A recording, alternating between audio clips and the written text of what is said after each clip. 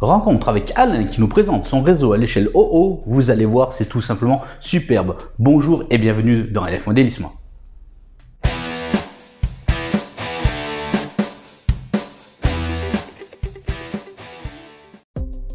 Bonjour et bienvenue dans LF Modélisme, votre chaîne qui vous parle de modélisme. Aujourd'hui, on se voit ensemble, nous partons à la rencontre, à la découverte d'un modéliste qui s'appelle Alain. Vous allez voir, il va nous présenter son travail, son réseau, son échelle. Vous allez voir qui est assez peu pratiqué en France finalement. Donc la communauté de LF Modélisme va se faire plaisir et moi-même je suis plaisir de vous présenter aussi d'autres échelles peu connues et donc peu pratiquées en France. Alain va nous raconter également sa vision du modélisme à lui à travers ce sujet interview le concernant. D'ailleurs, Alain, peux-tu te présenter et nous en dire un petit peu plus sur toi? Allez, c'est à toi.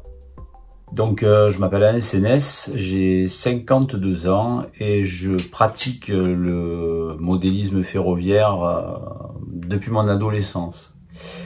J'ai commencé, comme 99% d'entre nous, par un réseau Jouef, cadeau reçu à Noël. J'ai de suite accroché. C'est vrai que ça a été un truc qui m'a beaucoup plu. Mon imagination s'est mise tout de suite en route. C'était un réseau en 8 avec une BB 67000, une voiture couchette et 2 wagons porte-auto. Et puis tout de suite, alors que c'était un simple 8, j'imaginais la montagne, la neige, le train qui passait dans des tunnels, voilà. Et je dirais que mon amour des trains a commencé à cet âge-là. Par contre, le premier réseau, oui, c'est l'adolescence. C'est en classe de seconde dans ma chambre, j'avais suffisamment de place et j'ai fait un réseau. Bon, qui n'était pas extraordinaire, mais c'était un réseau avec des maquettes Jouef, un peu de ballast en liège, et puis du matériel de l'époque. Voilà, ensuite, petit à petit, j'ai évolué, j'ai fait des réseaux, entre guillemets, de plus en plus complexes, et de plus en plus à mon goût. Merci Alain pour cette présentation sommaire de ta part. D'ailleurs, ça fait plaisir de te recevoir dans LF Modélisme. J'ai essayé depuis le début de te contacter. Tu as répondu toujours positivement, mais il y a toujours du temps pour faire son réseau. Il y a toujours des occupations. Et aujourd'hui, tu réponds positivement avec un superbe reportage. D'ailleurs, il est temps de présenter ton réseau. Peux-tu nous en dire un petit peu plus, son histoire, également donc ses spécificités techniques? Allez, on t'écoute, raconte-nous un petit peu de tout, présente-nous tout simplement ton travail.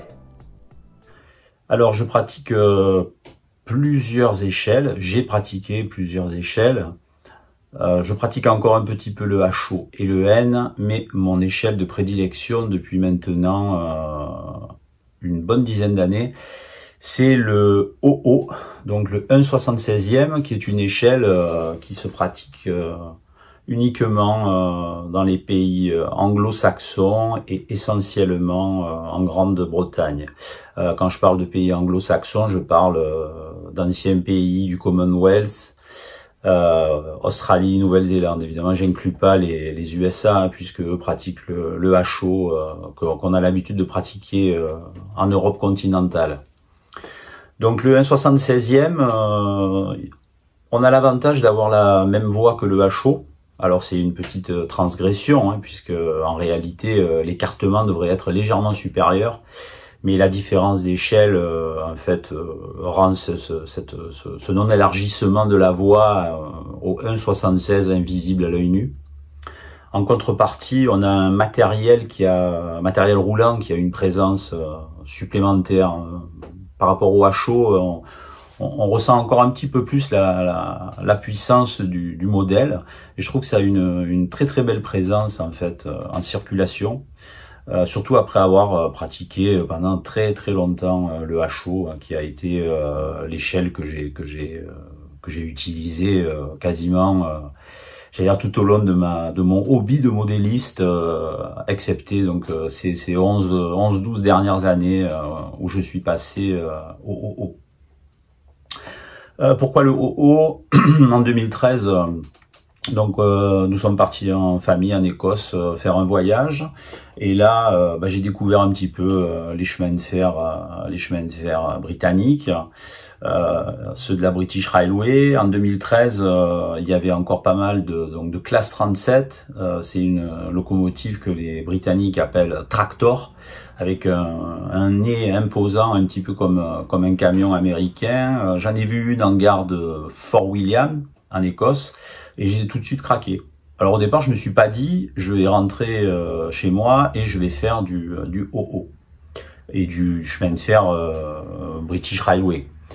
En fait, je me suis dit, je vais rentrer, et puis en souvenir du voyage, je vais m'offrir une locomotive.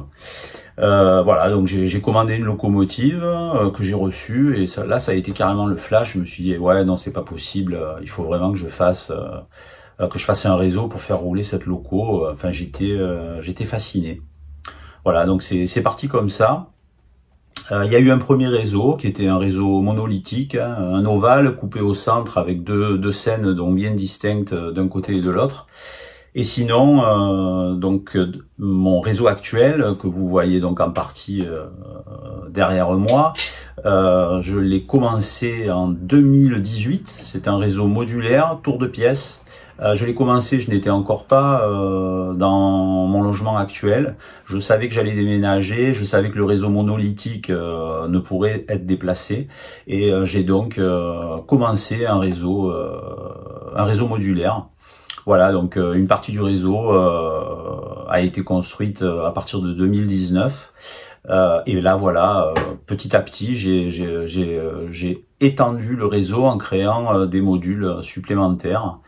Ça ne correspond à aucune norme en vigueur.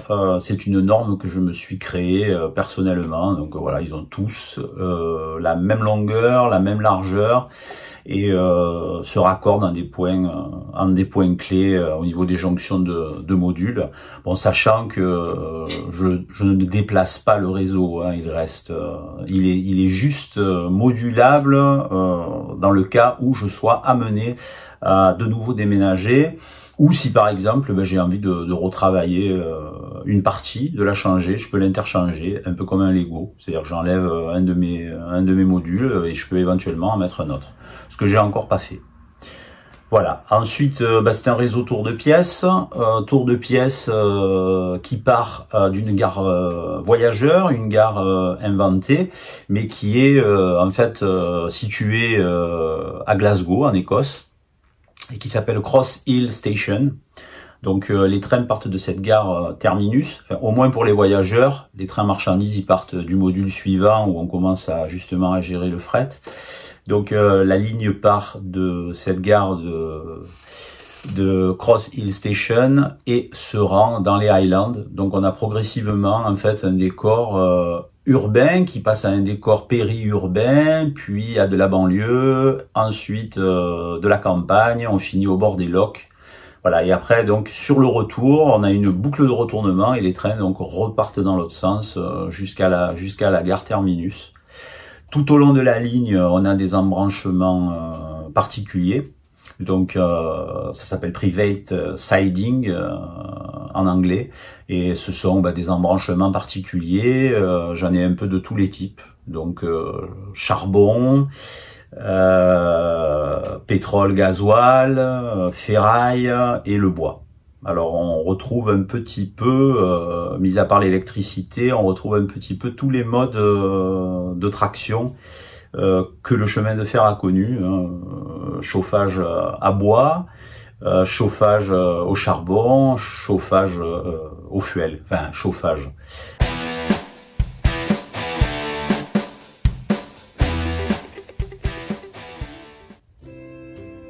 Loïc, je te propose maintenant une visite du réseau, donc depuis la gare terminus jusqu'à la boucle de retournement. Donc là, on est dans Glasgow avec une ambiance vraiment urbaine, hein, les taxis, les voitures, les gares en étage, hein, puisque souvent les voies sont en dessous des rues.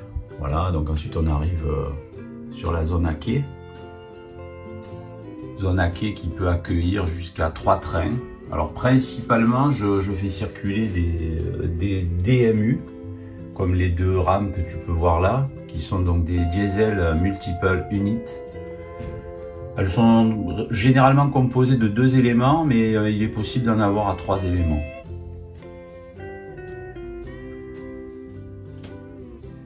Ensuite, sur la voie 1, en fait, je mets régulièrement des rames tractées parce qu'elle est plus longue. Donc je peux aller jusqu'à 4 voitures plus une locomotive, ce qui pour mon réseau est quand même assez sympa.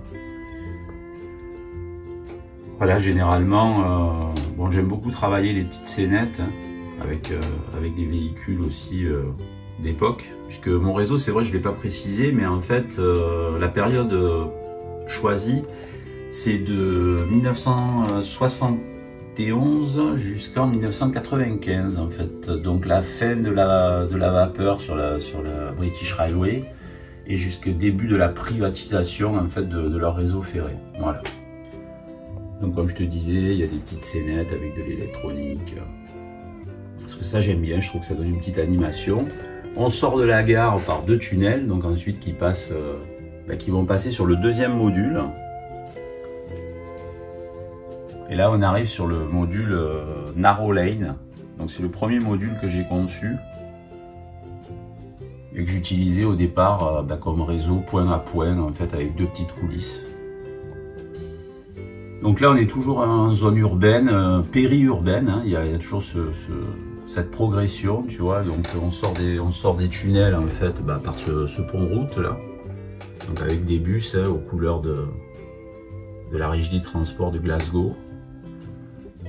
Une petite rue commerçante avec un petit clin d'œil. Hein. On a une boutique de modélisme, donc The Model Centre, et qui est une boutique qui n'est pas en Écosse normalement, mais c'est elle qui est mon principal fournisseur et qui patine la plupart de mon matériel.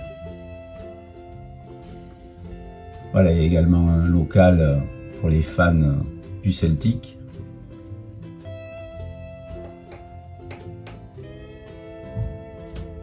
Voilà, donc bon, la signalisation, hein, elle est fonctionnelle. Voilà, il y a du matériel à l'arrêt. Voilà, donc là, on a un embranchement particulier avec le charbon. On sort de ce module périurbain donc par un autre pont, mais cette fois un pont fer. Donc il y a une petite scénette, hein, évidemment, c'est une voie qui est pourvue en électricité. Donc elle est alimentée en numérique, hein, ce qui fait que de temps en temps je peux mettre un petit locotracteur qui fait des manœuvres.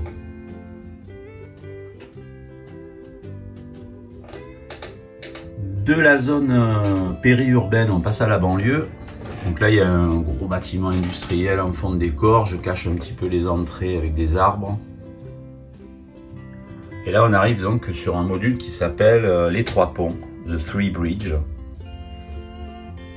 Parce que effectivement on a 3 ponts qui enjambent un cours d'eau un petit peu à sec, un peu marécageux, mais moi je voulais donner cet aspect. Je suis assez content du résultat.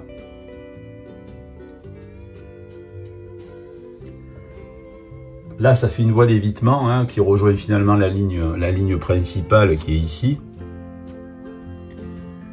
Voilà, et cette voie, donc, elle mène également sur un embranchement particulier, celui-ci, donc un private siding, et qui est en fait un dépôt de stockage de carburant. Voilà.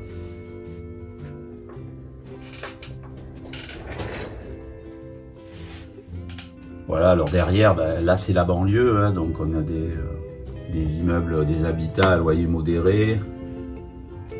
C'est assez gris, mais voilà, moi j'aime bien cette ambiance. Hein. Quand on a été à Glasgow, j'avais adoré cette ambiance un petit peu périurbaine, banlieue, ce gris. Bon, il y en a qui vont me préférer les espaces verts, c'est sûr. Hein. Mais bon, moi j'étais très fan, donc évidemment, voilà, j'ai agrémenté tout ça de scénettes, des travaux, des employés de la voirie. Une intervention de police avec également un petit module électronique pour rendre tout ça plus vivant.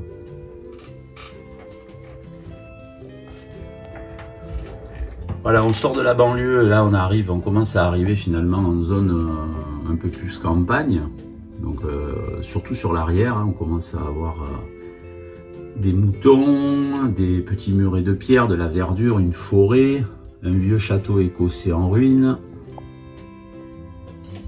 Au premier plan, un embranchement particulier, c'est donc un embranchement de ferraille avec les chargements. Donc c'est moi qui les fais, les chargements, hein, avec mes boîtes à rabio, avec tout ce qui me reste de maquettes anciennes que j'ai pas utilisé. Je découpe au cutter ou plutôt au couteau de maquettiste et voilà, je fais des tas de ferraille. Après je les peins, je les patine. Et au premier plan, une raffinerie de whisky. Voilà. Alors, je l'ai appelé Christian Hamon, c'était mon beau-père. Il aimait beaucoup le whisky et il est décédé il y a maintenant quelques années. C'était un peu pour lui rendre hommage. Voilà, donc la raffinerie écossaise avec tous les bidons de whisky. Et un petit couple en cabriolet qui vient faire quelques achats de bonnes bouteilles. Donc suite à cette zone là où on quitte réellement la ville, hein, on arrive donc en transition et là donc le module du loch Creran, donc avec un petit hangar sur pilotis, des filets de pêche, un petit parking pour commencer des randonnées dans les Highlands. Donc au premier plan on a le loch, en fond de décor un phare, forêt, alors une partie donc réalisée avec de vrais arbres et une partie en fond de décor. Un très joli chalutier de la marque Bachmann, hein, parce qu'ils font également ils font quelques maquettes pour agrémenter le décor, donc ils font pas que du matériel roulant ferroviaire, ils font aussi tout le décor qui va avec. Voilà, on a des randonneurs là, sur un petit chemin de randonnée. Pêcheurs, au fond, donc la menuiserie avec desservie par la voie ferrée, pareil, hein, et les trains de bois avec donc les gros bulldozers pour décharger. Voilà, des stères de bois, des moutons toujours. Il y en a énormément en Écosse. Voilà, là on quitte donc le loch Creran avec encore une zone forestière. J'ai mis également donc une biche pour être vraiment dans une ambiance Highland. On quitte le module du loch Creran et là on arrive sur la fameuse partie entre guillemets fixe du réseau, parce que celle-ci n'est pas modulaire, donc on y passe par un pont route qui permet donc à la voie de déboucher là, sur une courbe. Donc là, une jonction avec un sémaphore double. Voilà, la signalisation elle est gérée numériquement, hein, comme je l'explique dans l'interview. Alors ce module s'appelle Fort William TMD. Voilà, parce que la présentation principale c'est effectivement le dépôt de locomotives diesel, donc avec les pompes à gasoil et derrière un hangar où on fait des réparations et de l'entretien de moyenne importance. Voilà.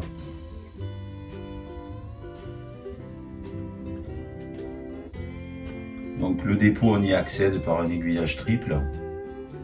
Alors la voie c'est de la voie Peco code 100. Et, je la trouve robuste. C'est sûr que c'est une voie pas très récente, hein, mais enfin, honnêtement elle fait bien le job. Donc là on repasse dans un décor un petit peu périurbain avec évidemment en fond de décor des cuves de stockage pour les hydrocarbures. Là on a une base travaux de la British Railway avec une petite voie qui peut quand même accueillir 2 locomotives en transit.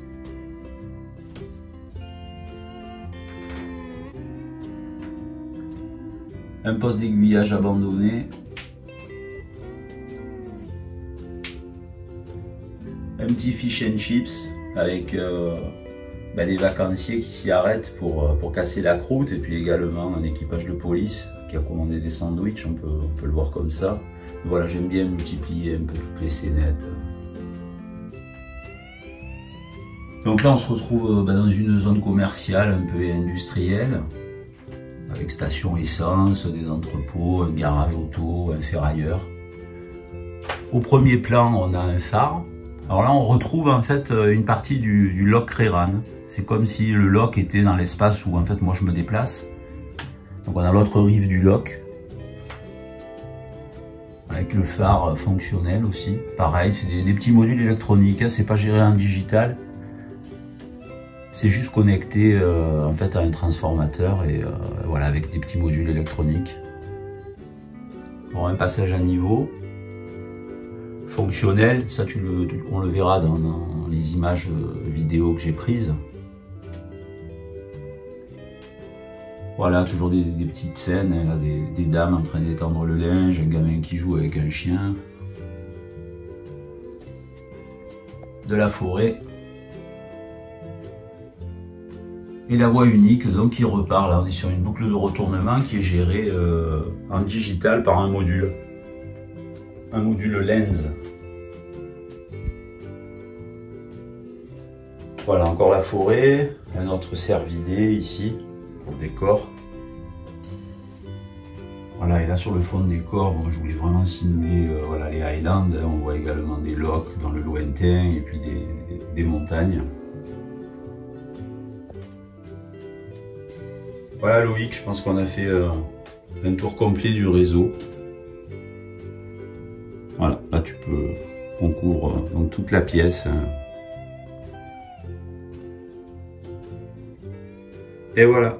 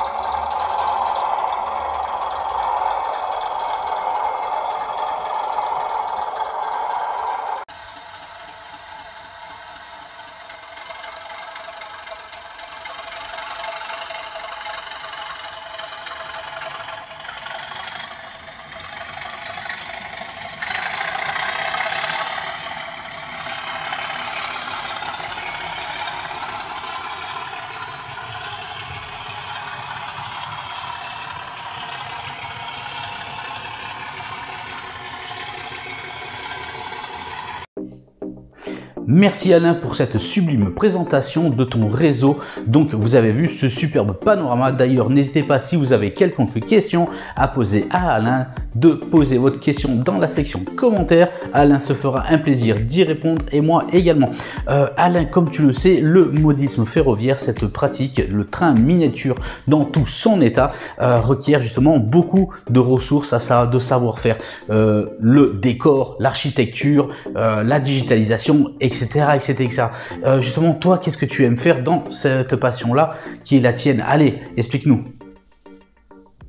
En effet, en modélisme, il faut être un peu pluridisciplinaire.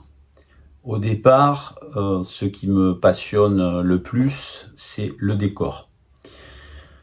Mais bon, très rapidement, on est un peu confronté à ses propres limites et on est obligé de s'y mettre. Donc menuiserie, construction, électricité, décor, voilà. Donc maintenant, je maîtrise jusqu'à un certain niveau l'ensemble des tâches nécessaires pour faire du modélisme ferroviaire et créer un réseau soi-même. Ce que je préfère faire, ça reste bien évidemment le décor. Voilà. C'est ce qui me plaît le plus. Je dirais même au-delà du décor, c'est les finitions.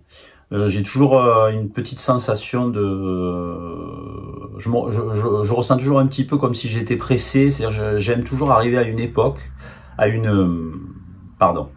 arriver en fait à une étape où on va attaquer vraiment les détails. C'est-à-dire une fois que le relief est posé, que tout le plâtre a séché, que les zones où il va y avoir des cours d'eau sont définies.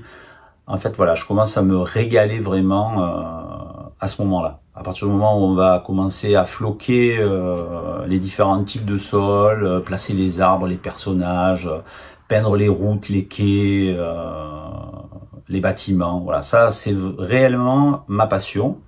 Au-delà du fait de faire tourner les trains, j'aime bien quand même faire tourner les trains aussi.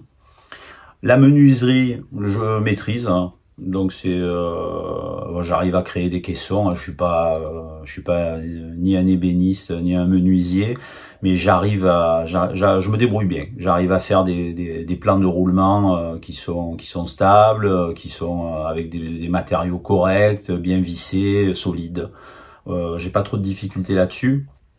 L'électricité, ça a vraiment été le b.a.-ba au départ. Et puis finalement, je me suis formé tout seul, quoi, en autodidacte. Je dirais que j'avais même la flemme de lire des magazines ou des manuels d'électricité ou d'électronique. Donc bon, je bidouillais. J'achetais aussi des circuits imprimés qui étaient déjà réalisés. Après, bon, les branchements en eux-mêmes, finalement, à partir du moment où on est méthodique, on y arrive. Donc voilà, ça représente pas de difficulté. J'aime bien même réaliser des soudures, alors que c'est des trucs au début, oh là là, je me disais, mon Dieu, mais est-ce que je vais y arriver? Et finalement, c'est un truc que je trouve assez sympa. D'ailleurs, au niveau des locomotives, je veux dire, j'installe mes décodeurs sonores, j'installe mes haut-parleurs, je fais des soudures à l'intérieur des locomotives sans souci aussi. Voilà. Voilà, donc je dirais que oui, globalement, j'aime à peu près tout maintenant. Alain, comme tu le sais, de nos jours, la technologie, les fonctions digitales, numériques, etc. font partie intégralement du modélisme ferroviaire, du train miniature. Toi, t'en penses quoi, justement? Allez, on t'écoute. Alors le numérique, bon, ça a été la révélation. C'est quand j'ai repris le modélisme au début des années 2000 que j'en ai entendu parler, parce que j'ai eu une phase de vie parisienne où mon habitat ne me permettait pas de réaliser un réseau. Donc j'avais un réseau qui était resté dans l'ancienne demeure de mes parents dans le sud de la France. Mais quand j'ai commencé à m'y réintéresser, donc ça a été, je tombe sur un magazine en fait, je pense que c'était un magazine de train réel, et en fait je découvre en fait les livrets fret, et je me suis réintéressé au matériel SNCF. Je me suis dit oh là là, ça s'est bien modernisé, parce que pendant 10 ans c'est vrai que je me suis pas trop occupé. Et là, j'ai commencé à m'intéresser au numérique. Bon, ça a été, enfin pour moi, ça a été tout de suite. Oui, oui, je prends. Oui, j'adopte. À partir du moment où je me suis dit, sur une seule voie, je peux faire rouler plusieurs trains, je peux avoir une locomotive avec les feux allumés qui va dans un sens, une autre locomotive qui recule dans un autre sens, plus besoin de faire de coupure de voie, plus besoin d'électronique, enfin voilà quoi, plus d'éclisses isolantes. Je me suis dit, mais ça va être le confort total quoi. Surtout quand on n'a pas de base en électronique au départ. Alors c'est sûr qu'après, je suis quand même conscient que quand on a un réseau d'une taille conséquente et qu'on veut créer une véritable circulation, bah, il y a de nouveau de l'électronique qui se met en place et puis bon, il y a du travail aussi de câblage qui est conséquent. Et c'est vrai qu'au départ, quand on voit un réseau de base, vous voyez un simple ovale avec 4 voies de garage, et que vous avez une centrale numérique et que vous appelez vos locomotives par une adresse, ben voilà, d'un coup vous vous dites oh mon Dieu, mais c'est extraordinaire, c'est génial. Voilà, donc j'ai de suite adopté le digital au début des années 2000. Notamment ma première centrale, ça a été une Roku avec une Lockmouse 2, la rouge là. J'en ai encore d'ailleurs que j'utilise sur le réseau, notamment pour des petites zones de manœuvre. Voilà, et depuis je suis resté fidèle à Roku. Donc là j'ai une Z21, la noire, la plus puissante. Même si j'ai également une Z21 Start. Par rapport à mon réseau, elle aurait été suffisante. Je pense que là, c'est un peu peut-être par snobisme, mais c'est parce que j'avais envie d'avoir un matos un peu plus évolué, mais globalement, une Z21 Start aurait fait l'affaire. Voilà, après, au niveau éléments numériques, je commande tout mes moteurs d'aiguillage. Je commande l'ensemble de mes sémaphores et signaux électriques avec la centrale numérique. La boucle de retournement est également gérée donc en numérique. Alors c'est vrai qu'on le dit un petit peu moins, mais au départ on appelait ça le digital. C'était assez marrant. Voilà, donc le DCC, j'ai été sous le charme directement, je l'ai adopté, je ne l'ai plus jamais quitté. Pour en venir au réseau, donc ensuite je commande mes trains avec des multi-mouse. Donc j'ai 2 multi-mouse filaires, les rouges, celles que pratiquement tout le monde connaît, et j'ai également donc une Z21, ce modèle là, le modèle sans fil en Wi-Fi, très sympa, très fiable, mais par contre les piles s'usent vitesse grand V. Voilà. J'ai également conservé, parce que sur mon ancien réseau, j'avais la Multi-Mouse Pro, c'était la bleue à l'époque. Elle fonctionne avec des ondes radio, elle se connecte encore à la Z21, alors cette fois pas à la Start, mais avec la Z21, ça me permet également de connecter cette Multi-Mouse. Et là, par contre, c'est vrai qu'on n'est pas dans une émission d'économie, mais je dirais que les piles de celle-ci en ondes radio me durent 3 à 4 fois plus longtemps que les piles que j'utilise en Wi-Fi. Voilà, donc je vous ai présenté les 2 commandes que j'utilise le plus, puisque finalement je suis quand même régulièrement en mouvement autour du réseau, et donc j'ai souvent l'une ou l'autre à la main. Mais j'utilise également bien les rouges et ma vieille multi-mouse. Voilà pour le digital.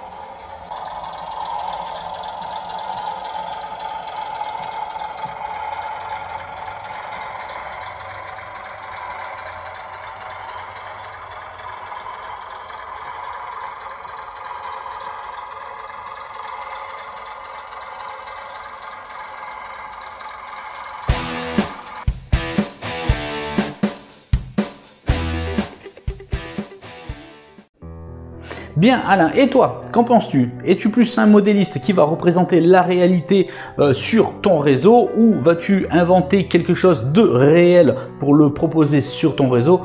Une évocation, allez, parle-nous-en. Toi, qu'est-ce que tu en penses? Bon, c'est une interview, on va dire aussi interview vérité, hein. Je veux vexer personne, mais moi je suis dans un modélisme pratique, accessible, tout en souhaitant quand même un côté modélisme d'atmosphère. Je ne reproduis pas la réalité, je ne l'ai jamais reproduite. Je vais parler cru, personnellement, moi ça m'emmerde en fait. Voilà. Il y a trop de contraintes. Je suis quelqu'un avec une imagination un petit peu débordante, hein, même dans d'autres domaines, au-delà du modélisme ferroviaire. Donc j'aime bien éprouver des sensations quand j'admire un paysage, mais pour moi la reproduction d'un site réel c'est trop mathématique. Trop technique, et je pense que je n'en ai pas non plus les compétences. J'ai ni la patience ni les compétences pour reproduire un site réel. Alors je suis en admiration hein, quand je vais sur des salons ou que je vois sur des chaînes sur internet des lieux qui sont reproduits vraiment à l'identique. Je trouve ça extraordinaire. J'admire les créateurs de ce genre de réseau, sincèrement, je leur tire mon chapeau, mais moi j'en serais totalement incapable. J'en aurais ni le talent, ni la motivation, et je pense que j'aurais pas non plus la patience en fait, et le temps à consacrer à un modélisme reproduisant des sites réels. Donc moi j'adore partir effectivement d'une observation que j'ai fait dans la nature, et ensuite sans aucune contrainte en faire une adaptation libre, d'inspiration totalement libre. Voilà. Mais j'aime beaucoup chez les autres les réseaux qui représentent des sites réels. Merci Alain pour ces brillantes explications, pas de langue de bois, on est là, on est en famille, on dit justement ce qui nous fait plaisir par rapport à son passé et son expérience de modéliste. On se fait plaisir, on prend plaisir tout simplement, comme on le mentionne assez souvent. D'ailleurs toi, à moyen et à long terme, ou peut-être même dans les projets immédiats, quel serait-il pour toi? On t'écoute. Alors, mes projets à court, moyen et long terme. Actuellement, j'ai une occupation professionnelle qui est assez prenante, donc je suis dans une période où j'ai moins de temps à consacrer à ma passion. Je suis donc en fait super satisfait que le réseau ait atteint en fait un niveau de finition très avancé, puisqu'il est quasi fini. Bon.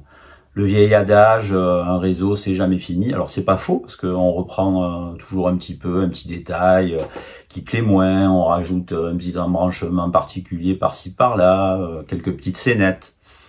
Donc en fait, à court terme, il n'y aura pas d'évolution notable. J'ai un projet de faire un petit embranchement particulier, une cimenterie, parce que j'ai acheté de très jolis wagons, et en fait, j'aime bien acquérir du matériel qui ait une certaine présence logique sur le réseau. Voilà, donc on va rester essentiellement sur l'exploitation du réseau, l'achat de matériel roulant, leur sonorisation, parce que je suis fan également du numérique au niveau sonore. Je suis tout le temps en train de bidouiller les haut-parleurs, j'essaie vraiment d'avoir des sons, j'aime bien les sons un peu graves. Les haut-parleurs qui sont livrés de base me satisfont relativement pas, ou pas trop. Donc j'aime bien fouiner un petit peu sur les sites de vente sur internet et essayer de trouver des haut-parleurs sympas. Voilà, il va y avoir donc la gestion de mon parc roulant, il va y avoir la création de petites scénettes de cet embranchement particulier. Sinon, globalement, sur le réseau principal, je pense que même à moyen terme, il n'y aura pas de grosse évolution. Peut-être un jour, si je suis lassé, créer un module que j'interchangerai, parce que là au niveau volume dans la pièce, en fait, j'ai plus la place. Le réseau là, il occupe tout l'espace, enfin tous les murs, sauf la zone où il y a la porte. Voilà, donc pas de grosse évolution, mais effectivement c'est un réseau que j'ai commencé en 2019. Ma zone la plus large, qui est une zone par contre fixe, sur laquelle il y a la boucle de retournement, elle a à peine 2 ans et je suis absolument pas lassé de mon réseau. Donc je vais vraisemblablement l'exploiter encore longtemps. Sinon, j'ai un projet de réseau à l'échelle N, SNCF, celui-là, époque 5. Je pense essentiellement tourner sur le fret. Voilà, mais c'est vraiment qu'une ébauche. Voilà, je commence à y réfléchir et j'ai une autre petite idée. Alors là, ce serait un réseau modulaire, point à point, un petit réseau avec de la vieille voie Fleischmann Profi, parce que c'est une voie sur laquelle j'ai jamais fait de réseau et je sais pas, j'ai été tenté. Je me suis dit que une fois peinte, patiner, voir un petit peu ce que ça donne et faire un petit réseau de manœuvre avec peut-être le situé Allemagne, Danemark. Peut-être même campagne danoise, j'ai bien envie. J'aime bien les locomotives Noab, il y en a eu pas mal au Danemark. Voilà, donc voilà les projets à moyen et long terme.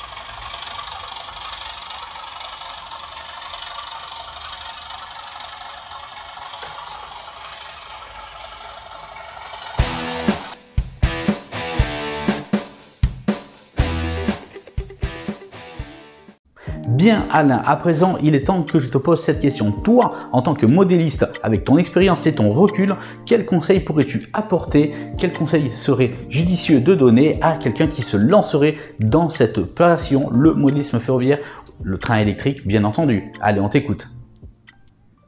Donner des conseils à un débutant, c'est pas simple. Je crois que le mieux, c'est en fait de se faire sa propre expérience. Quand on démarre, on n'est pas toujours à l'écoute de ce que les gens expérimentés peuvent vous dire. Et c'est souvent en faisant des erreurs qu'on apprend. Au niveau conseil, je crois que il est important de ne pas démarrer avec un projet pharaonique. Je dirais même que moi je conseille fortement de commencer avec un petit réseau. Il y a beaucoup plus de satisfaction parce que c'est un projet qu'on va mener à terme, qui peut être fait en quelques mois. Et quand on se lance dans le modélisme ferroviaire, je pense que le pire mal, c'est la démotivation. Elle nous touche tous. À un moment ou à un autre, il y a des moments où on se dit « Oh là là, non, bon, j'en ai marre, quoi ». On arrête pendant des mois, des fois. Bon, après, on reprend. Mais voilà, si le projet, il est énorme ou même important, je trouve que c'est compliqué. Donc moi, je conseillerais vraiment de commencer soit par du modulaire, on se fait son module de A à Z, une fois qu'il est fini, on en attaque un second. Ou alors on se fait un petit réseau Et pareil, on sait que, je veux dire, à court ou moyen terme, on aura son réseau décoré avec ses trains qui circulent. Voilà, les grands projets, je pense qu'il faut vraiment bien réfléchir avant de se lancer dans des projets d'envergure, même quand on dispose de toute une pièce. On est tenté, hein. Quand on a toute une pièce d'un coup, oh là là, mon Dieu, plaisir, bonheur, j'ai tout cet espace pour faire mon réseau, mais je vais m'éclater. Et puis ben après, il faut le remplir l'espace, hein. Il faut, comme on l'a dit précédemment dans l'interview, hein, il va falloir faire la menuiserie, il va falloir tirer ses câbles électriques, il va falloir planifier ses voies, et puis il va falloir décorer. Et le décor, ça prend quand même un temps phénoménal. Donc voilà, moi, mon seul conseil, c'est de commencer petit. Et puis après, on passe à un projet un petit peu plus grand, parce qu'il y a toujours une satisfaction quand on a terminé un réseau. Donc après, l'attente est différente. On prend en maturité, on prend en patience, et on se dit bon voilà, j'ai déjà eu un réseau, j'ai un réseau, je me lance dans un autre, il va être un peu plus grand, ça va être sympa, j'ai un peu plus de temps, je sais de quoi je suis capable, j'ai déjà réussi à faire un réseau. Quand on se lance dans un grand projet et que c'est le début, c'est super difficile. Je vois des chaînes hein, sur YouTube bon, qui font également beaucoup de passionnés, qui ont beaucoup d'abonnés. Mais quand je vois les projets des gars, honnêtement, je me dis bon ben, je crois que lui, on verra jamais la fin de son réseau. Et alors ça m'arrive de me tromper, mais je me trompe pas toujours. Enfin, j'aurais un dernier conseil. Alors, il n'est pas vraiment sur la réalisation du réseau, mais je suis pas un fan absolu des forums. Alors, effectivement, je suis inscrit, notamment sur le forum de Locaux Revue. Bon, j'ai des attaches avec Locaux Revue, des attaches sentimentales, puisque bon, c'est grâce à Yann Bod que mes réseaux ont été présentés dans Locaux Revue. Notamment mes premiers réseaux SNCF, mon premier réseau également britannique, hein, Lokvat. Voilà, donc mais les réseaux, enfin je sais pas, il y a je crois que certains membres ont le don de démotiver et de faire perdre espoir aux gens. On a l'impression parfois d'être dans un élitisme absolu, et ça, sincèrement, ça me gonfle profondément. Moi, je pense qu'il faut être bienveillant, il faut être tolérant et il faut accepter tous les types de modélisme ferroviaire. Voilà, que le décor soit réel, pas réel, qu'on fasse rouler une vapeur avec un TGV ou un ICE. Si ça fait plaisir, eh bien à notre ami modéliste, eh bien c'est bien. Si il met pas de caténaire et qu'il a envie de faire rouler une locomotive avec pantographe, qu'il fasse rouler sa locomotive avec pantographe. Voilà. Donc je dis aux débutants de n'avoir aucun complexe. Ils ne doivent rien à personne et l'essentiel, c'est qu'ils prennent du plaisir en pratiquant leur loisir préféré. Voilà. Alors bon, écoute, c'est Loïc, c'est un peu c'est peut-être un peu sérieux, mais je pense que ça peut être intéressant pour un débutant qui m'écoutera. Voilà. Après, moi, je suis toujours ouvert. Je participe sur les forums à très peu de sujets. J'ai quelques bons potes numériques avec qui j'ai vraiment plaisir à échanger. Je suis leurs travaux et je pense que ce sont des personnes qui ont à peu près le même profil que moi. Voilà. Et puis les grands penseurs, les grands théoriciens du modélisme ferroviaire, on les laisse disserter entre eux. Merci Alain pour ces conseils justement prodigués peut-être à une personne qui est dans la communauté de LF Modélisme, peut-être qui vient de rejoindre tout simplement la chaîne. Je lui souhaite tout simplement la bienvenue. N'hésitez pas d'ailleurs à poser vos questions, Alain se fera un plaisir d'y répondre et moi également, je le souligne assez souvent. Faites-vous plaisir, prenez plaisir, c'est le maître mot dans le modélisme ferroviaire. Sinon, cette interview est quasiment terminée Alain, un grand merci encore à toi, mais pas tout de suite, c'est ta minute à toi. Fais-toi plaisir, tu peux t'exprimer sur ce que tu as envie, c'est pour toi. Bon Loïc, c'est ta chaîne, mais bon, c'est quand même important de te faire un petit peu de pub. Déjà, je tiens à te remercier de m'avoir contacté. Tu m'as contacté il y a très longtemps. Ça fait des mois. Ça fait peut-être même presque 2 ans que tu me demandes de réaliser ce reportage. Donc déjà, je te remercie pour ta patience. Je suis enchanté de participer à LF Modélisme. Je t'ai suivi du début et moi ce que j'ai adoré en fait justement, c'est cette humilité, ce regard naïf, passionné et sans jugement sur le modélisme ferroviaire et la manière dont chacun est libre de le pratiquer. Voilà, donc écoute, je te remercie pour ce reportage. Je m'excuse encore d'avoir été si long à réaliser celui-ci avec toi. Voilà, je t'embrasse et je te dis à très bientôt. J'espère qu'on aura l'occasion de se croiser très bientôt. Ce reportage, cette interview avec Alain est à présent terminée. Il me reste à te remercier chaleureusement, Alain, de t'être prêté au jeu, d'avoir fait justement l'effort et de m'avoir répondu positivement, même si c'était longtemps après, comme tu l'as mentionné. Et merci à toi pour tes chaleureuses phrases. Cela me fait vraiment très plaisir. Cela montre vraiment que j'essaye justement de procurer du plaisir à vous tous qui sont toutes les semaines à regarder les reportages, les vidéos que j'essaye de vous proposer. Merci Alain, j'espère bientôt te revoir dans les projets que tu nous as énumérés à moyen et long terme. On espère d'ailleurs tous voir tes futurs mini-réseaux. En tout cas, moi, je vous dis un grand merci à vous tous de suivre toujours les rendez-vous chaque semaine, les reportages, les magazines. À très vite, prenez soin de vous. Ciao, ciao.